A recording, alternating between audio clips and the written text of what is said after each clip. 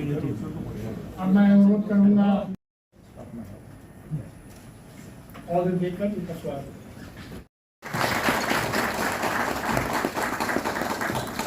कार्यक्रम आपका हार्दिक अभिनंदन और स्वागत। सबसे पहले माननीय मंत्री का स्वागत विजय कुमार,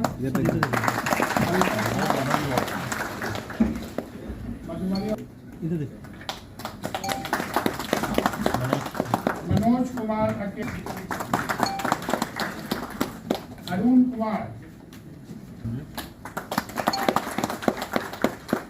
विजय, पंकज कुमार,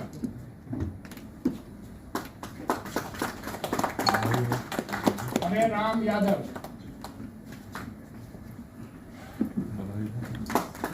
संजीव कुमार, आनंद कुमार,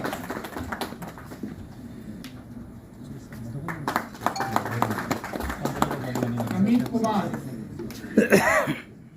विनोद कुमार यादव,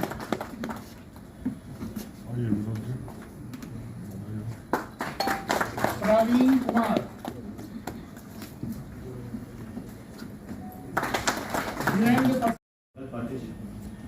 मंच पर उपस्थित हमारे कृषि विभाग के निदेशक, हॉर्टिकल्चर डायरेक्टर साहब, कृषि निदेशक, अपर सचिव, संयुक्त सचिव, डायरेक्टर बामेती, यहाँ उपस्थित तमाम कृषि विभाग के वरीय पदाधिकारी, यहाँ उपस्थित अन्य सभी पदाधिकारी, माननीय मंत्री के प्राइवेट सेक्रेटरी सहित सभी पदाधिकारी और आज के इस कार्यक्रम में हिस्सा ले रहे हमारे सभी नवनियुक्त कृषि समन्वयक। यह बहुत ही खुशी का अवसर है कि आप सबको आज नियुक्ति पत्र का वितरण हो रहा है।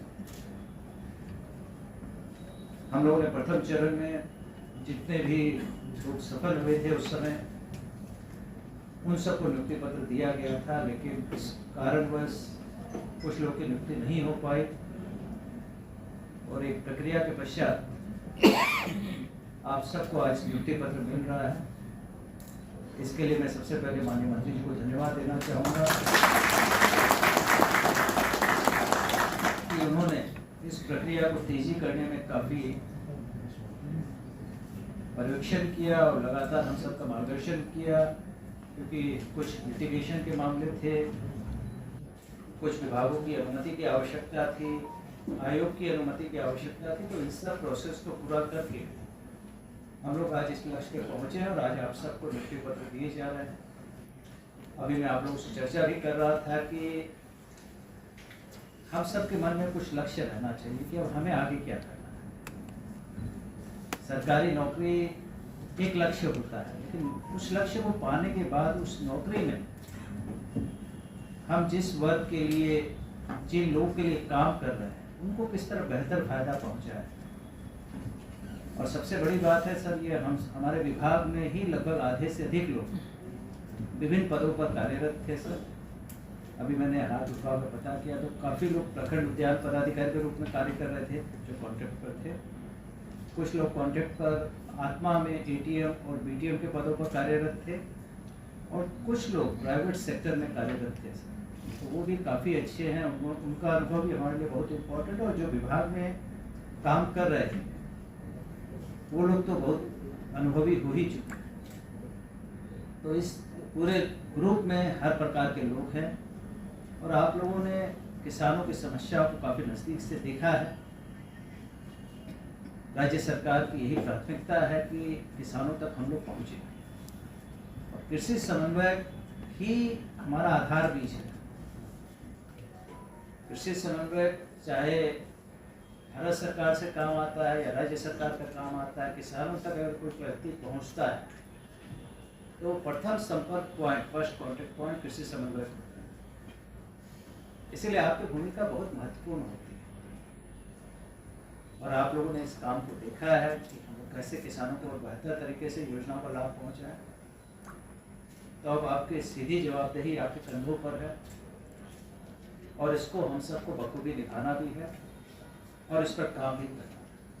तो मैं आप सबका कृषि परिवार में एक बार फिर से स्वागत करता हूँ और आपको अपनी शुभकामनाएं भी देता हूँ कि हम लोग मिल करके किसानों के लिए, कृषकों के लिए और इस बिहार के लिए, जहाँ बिहार की अधिकांश आबादी कृषि पर आधारित है, तो उनको हम लोग किस तरह और लाभ पहुँचाए, इसके लिए हम लोग लगातार प्रयासरत रहें और इस काम को करने के लिए मैं आप सबको अपनी शुभकामनाएं देते हुए अपनी बात को ही समाप्त करता हूँ। जय हिंद, जय श्री।